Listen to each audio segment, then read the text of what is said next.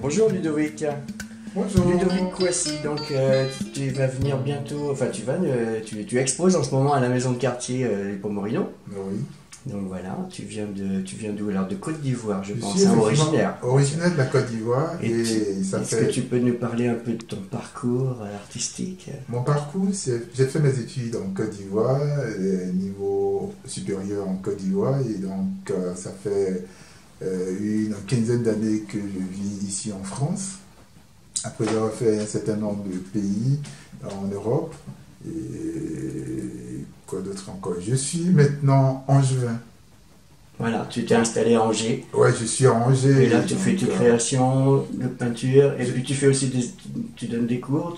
Oui, effectivement, je donne des cours. Effectivement, je fais des ateliers dans certaines maisons de quartier, chez les particuliers aussi, pour ceux qui effectivement sont à la recherche de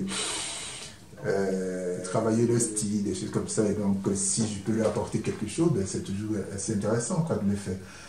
Maintenant, moi, mon travail s'oriente plus au niveau, enfin, mes sujets de prédilection, c'est plutôt la femme et par moment les enfants, parce que bon, ben, lorsque j'ai des choses à dire effectivement sur ces différents sujets, c'est sûr qu'effectivement je m'éclate bien quand on va dire. Et donc la vie quotidienne de la femme en Afrique, c'est un peu ce qui revient le plus souvent dans mon travail.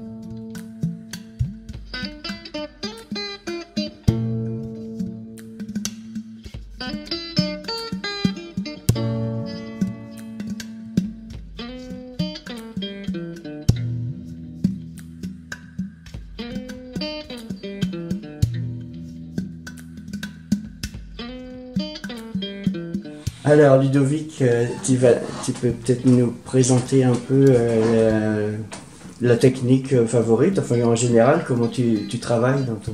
Comment je travaille? J'utilise une technique de marouflage. Ça permet effectivement de donner du volume, en fait, du relief à mon travail de façon générale.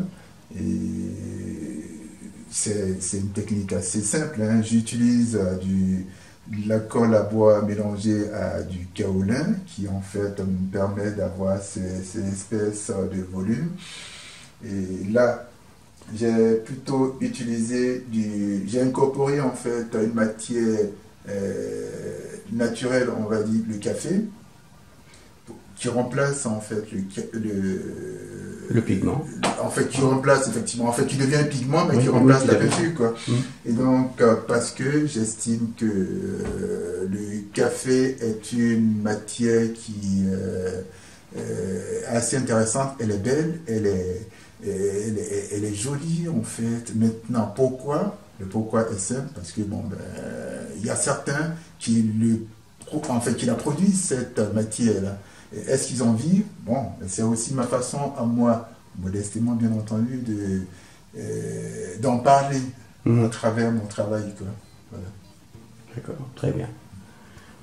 Et donc tu fais aussi tu commences par du dessin et après tu fais du marouflage, c'est que ouais, grosso modo de façon, enfin, il y a des épaisseurs en fait. Le processus est simple. Le processus est simple. Je commence déjà par du dessin, comme tout le monde, je pense, et puis après le dessin, je fais ma mixture et que je reçois cette mixture là, tout en ressortant les épaisseurs, bien entendu. Et puis, bon, après vient la partie de la couleur. Et la couleur, bon, ça, c'est instinctif, on va dire. Ça ne vient pas, et lorsque ça vient, effectivement, j'y vais. Ça fait partie du bleu au blanc, du jaune au rouge. Bon, de façon générale, c'est les couleurs de la terre qui reviennent le plus souvent. Et puis, bon, je m'éclate bien, quoi, avec.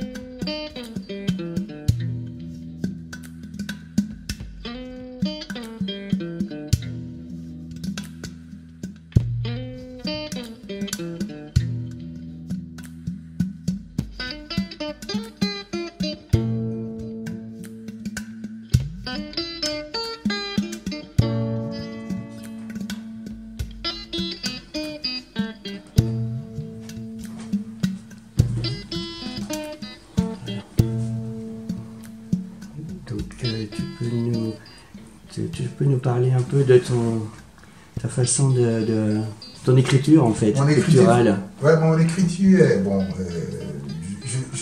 Je m'arrange en fait à sortir parce qu'il y a tellement de styles et ce style plastique en tout cas me parle le plus, à savoir synthétiser un peu, styliser un peu le visage de sorte à ce que à chaque fois que ma toile est vue quelque part et que bon, en fait, qu'elle soit facilement identifiable.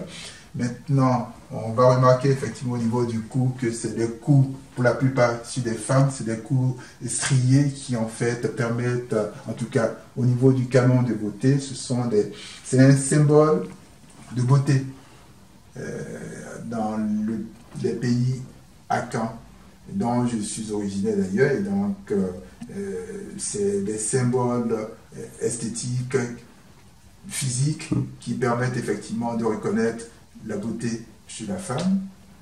Et quoi d'autre encore que je peux dire? Du coup, tu ne montres pas, donc du coup le visage est assez neutre, on ne voit pas les yeux, le nez, la bouche. Mais pourquoi montrer? En fait, le but de mon travail, c'est aussi de montrer l'expression du corps, non pas l'expression du visage, c'est l'expression du corps. Donc, une femme occidentale ne s'assoit pas de la même façon qu'une femme africaine, et donc au niveau des postures, et donc ce style-là, il faut le savoir, parce que quand on voit une femme africaine de dos, automatiquement, ça se voit, ça c'est une africaine.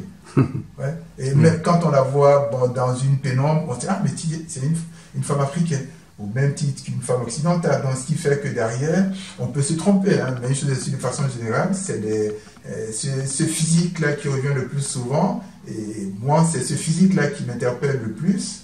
Donc, il y a certains, effectivement, qui utilisent comme support d'expression le visage. Moi, effectivement, le visage, bon, ben, j'estime que le visage nous parle, mais de façon différente que le corps humain, quoi. Enfin, en tout cas, le corps de la femme.